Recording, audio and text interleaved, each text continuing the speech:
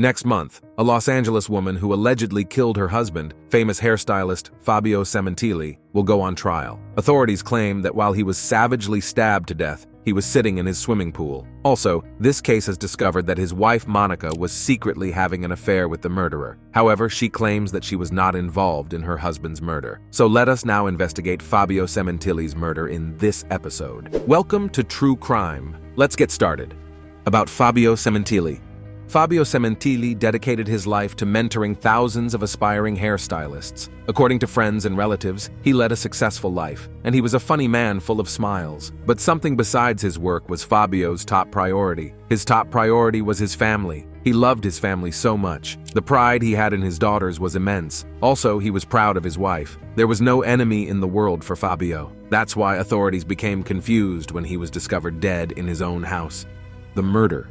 The highly regarded stylist and cosmetologist Fabio Sementilli, who is recognized worldwide, was fatally stabbed in his own house in Southern California. Following the horrific murder, the killers took off Fabio's Porsche after exploring the house and attempting to clean up the crime scene. Every avenue will be investigated. Investigators will speak with every street resident to find out if anything was observed. Beauty executive Fabio Sementilli was fatally stabbed on January 23, 2017, while sitting at his swimming pool in Woodland Hills. Isabella, his 16-year-old daughter, discovered his body. It appeared to be an ordinary burglary gone wrong. However, there was nothing stolen, and Fabio's $8,000 Rolex was still on his wrist. Mary Fulginiti, a consultant for CBS News, claims the police had solid evidence. A neighbor's camera cut two hooded figures near the house, and later those same figures made their escape in Sementilli's black porch. The crimes appeared to be unsolved for months, but detectives had a lead. Inside the horrific scene, they found DNA. The DNA brought them to Robert Baker. Investigators claim he was conducting an extramarital affair with Monica Sementilli, Fabio's wife. Also, investigators claim he wounded himself when he stabbed Fabio. Authorities claim in court documents that Monica gave Baker the password to her home security system. However, following their arrests, she and Baker pleaded not guilty. However, Robert Baker modified his plea in July 2023. As a result, he receives a life sentence without the possibility of release. 48 Hours visited Baker in prison 2 weeks ago. Then, he claimed that Monica was unaware that he was the murderer and that she had nothing to do with the crime. According to Robert Baker, he committed this murder by himself. Is he trying to hide the fault of Monica? Yes. It is a crucial thing to investigate. However, it's important for us to know that he didn't enter the house by himself. Surveillance footage from nearby residences' cameras makes it evident that a second suspect entered the house. So the problem is that the authorities don't know who was the second suspect. But it's sure Monica Sementilli was not the murder victim because she was in a store during the approximately hour that the two victims were inside the house. She was also captured on camera when she was in the store. Although she has an alibi, Robert Baker has not yet disclosed the identity of his accomplice or the second person. Why would he want to keep this a secret? It does nothing for him. He has been imprisoned for life without the chance of release. So, what's behind this? Monica Sementilli's affair.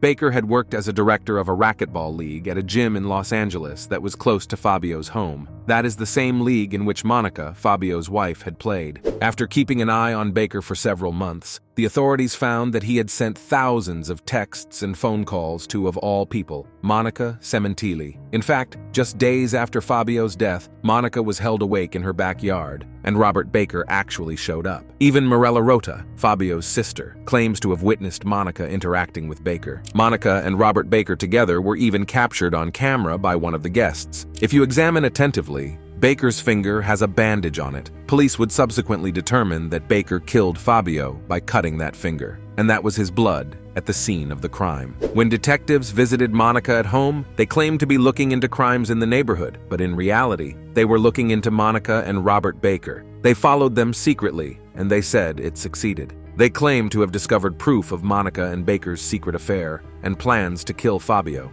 The findings and more.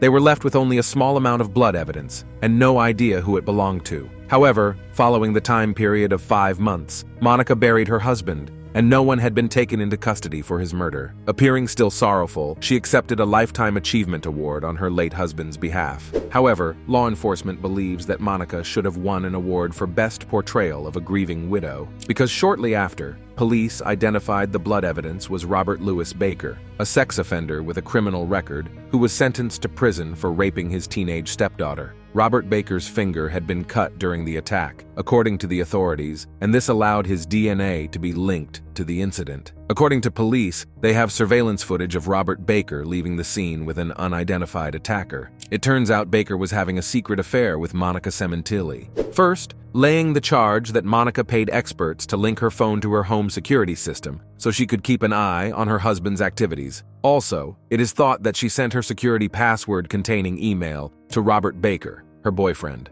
According to the indictment, the couple live streamed the home security cameras from their cell phone while simultaneously FaceTiming. To ensure that there would be no witnesses to the murder, she also removed her children from the house. Allegedly, Monica waited until her youngest daughter came home to be the first to discover her father dead. According to the police, Monica went shopping in order to offer herself an alibi while her husband was being killed. Allegedly, Monica waited until her youngest daughter came home to be the first to discover her father dead. According to the police, Robert and Monica wanted access to Fabio's $1.6 million life insurance policy. However, the grand jury brought up the situation of lying and killing someone for money. Additionally, authorities are in serious need of the public's assistance in locating the unidentified co-conspirator. There is no justification sufficient for the cruel murder of such a brilliant man, according to the hundreds of people who have been influenced by Fabio Sementilli. The trials. Investigators have been gathering evidence over the last few months, and they have determined that the victim's wife, 45-year-old Monica Sementilli of Woodland Hills, and 55-year-old Robert Baker of Canoga Park, are the ones who killed him. Robert Baker and Monica Sementilli pleaded not guilty after being brought to court by authorities, but everything changed when Robert Baker arrived. Nearly 6 years later, people were shocked when he appeared in court that day. In 2023, Baker skipped trial altogether and pleaded no contest. As a result of this, he got a life sentence without the possibility of release. Baker accepted responsibility for Fabio's death, but Monica did not. As Monica prepared to go to trial, her defense attorney, Leonard Levine, made a statement. "We are confident that Robert Baker's guilty pleas and his truthful testimony will finally establish once and for all that Monica Sementilli had nothing to do with the planning or the murder of Fabio Sementilli, her husband." However, Monica Sementilli is scheduled to go on trial for conspiracy to commit murder in April 2024. That brings us to the end of this video. Our thoughts and prayers go out to those involved. Be sure to be a True Crime subscriber and hit the bell icon to never miss another true crime video. Leave a comment and a like to show your support. Until next time, stay safe, and if you have a true crime story you would love to see, please be sure to leave in the comments below. We look forward to seeing you in our next video.